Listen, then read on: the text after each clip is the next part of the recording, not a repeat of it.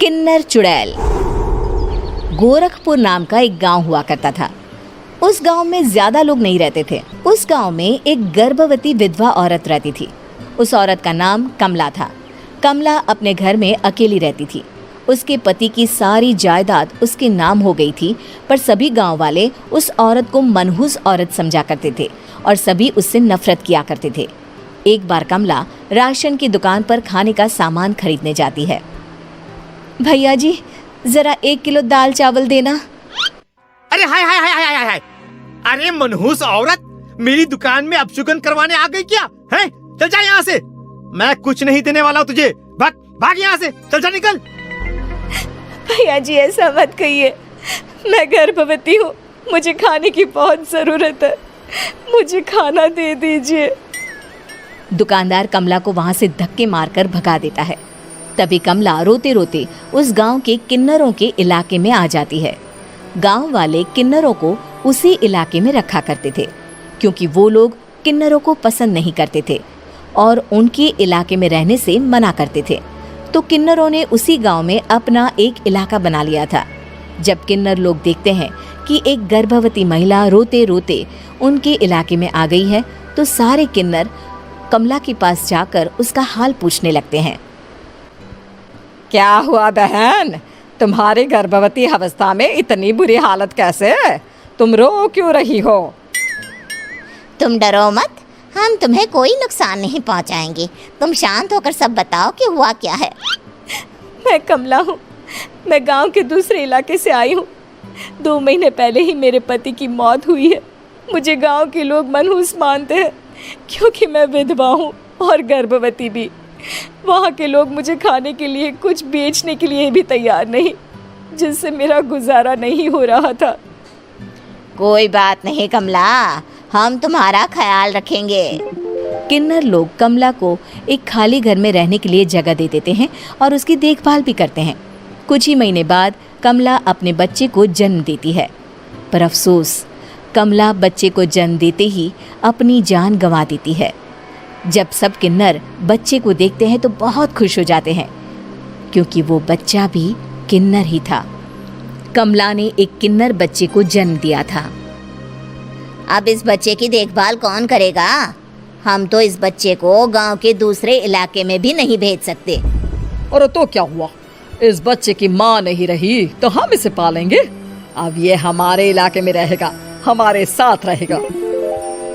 फिर वो किन्नर उस किन्नर बच्चे को गोद ले लेते हैं, उसका नामकरण कराते हैं। उस किन्नर बच्चे का नाम शक्ति रखा जाता है। देखते ही देखते शक्ति बड़ी होने लगती है। उसके रंग रूप बहुत सुंदर थे। वो बहुत सुंदर किन्नर दिखती है। एक दिन शक्ति एक किन्नर से पूछती है, माँ जी सुनिए ना, ये गांव के दूसरे इलाके में भी तो लोग रहते हैं, तो हम वहाँ क्यों नहीं जाते? हम उनसे अलग क्यों रहते हैं? शक्ति, क्योंकि वो लोग हमारे जैसे नहीं, वो लोग हमें पसंद नहीं करते, इसीलिए हम उनसे अलग रहते हैं। क्यों? वो हमें क्यों पसंद नहीं करते? मुझे एक बार उस इलाके में जाना है, मैं एक बार वहाँ जाकर घूम कर आऊँ। शक्ति, खबरदार, जो तू उस इलाके में कभी भी गई तो अपनी जान नहीं गंवाना चाहती तो उस इलाके में कभी कदम भी नहीं रखेगी, समझी? इतना कहकर वो किन्नर वहाँ से चली जाती है। शक्ति उस किन्नर की बात सुनकर बहुत रोती है। माँ जी, ऐसा कैसे कह सकती है? उन्होंने इतनी सी बात के लिए मुझे इतना डांटा। अब तो मैं उस इलाके में ज़रूर जाऊंगी। फिर एक दिन शक्ति गांव के दूसरे इलाके में चुपके से जाती है। ये लोग तो हमारे जैसे ही इंसान हैं, तो ये हमसे नफरत क्यों करते हैं? जब शक्ति उस इलाके में पहुंचती है तो गांव के सारे आदमी उसके रूप से मोहित हो जाते हैं। वो लोग ये अंदाज़ा नहीं लगा पाते कि वो किन्नर है। शक्ति की सुंदरता देखकर सारे गांव वाले उसकी तारीफ करने लगते हैं। तभी गांव का चक्कर लगाने गांव के जमींदार का बेटा हर्ष वहां पहुंचता है। हर्ष भी दिखने में बहुत सुंदर होता है। जब हर्ष ने शक्ति को देखा तो वो भी उससे मोहित हो गया, और जब शक्ति की नज़र हर्ष पर पड़ी तो वो हर्ष को देखकर मोहित हो गई। आपको पहले कभी इस गांव में देखा नहीं। इस गांव में आप नए हैं क्या? जी नहीं, वो मैं बस। तभी शक्ति बोलते बोलते रुक जाती है और मन में सोचने लगती है, अगर मैंने इनको बता दिया कि मैं दूसरे इलाके से आई हूँ तो वो समझ जाएंगे कि मैं किन्नर हूँ, इसलिए मुझे इनसे झूठ ही बोलना पड़ेगा। शक्ति हर्ष को कहती है, जी हाँ, मैं इस गांव में नई आई हूँ, यहाँ अकेली रहती हूँ। वैसे आप कौन है? आप भी इसी गांव में रहते हैं?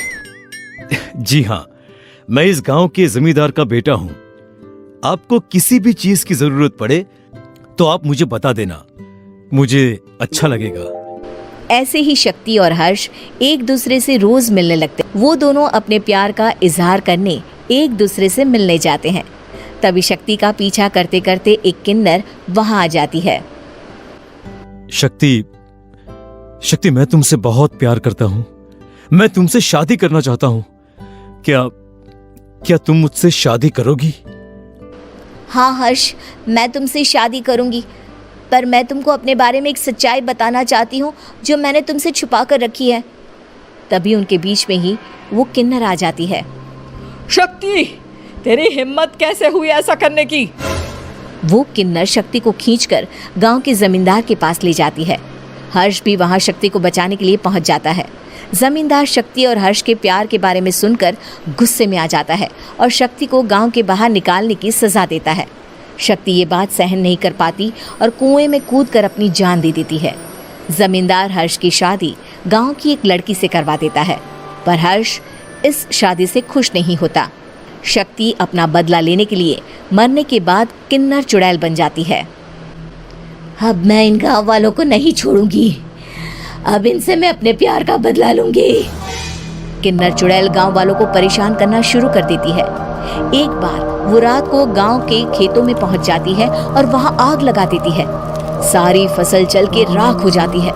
जब एक आदमी रात को उठकर देखता है कि खेत में आग लग गई है तो वो वहां पहुंच जाता है। वो देखता है कि खेतों के बीचों बीच एक किन्नर चुड़ैल खड़ी है और वहां खड़े होकर ताली बजा रही है।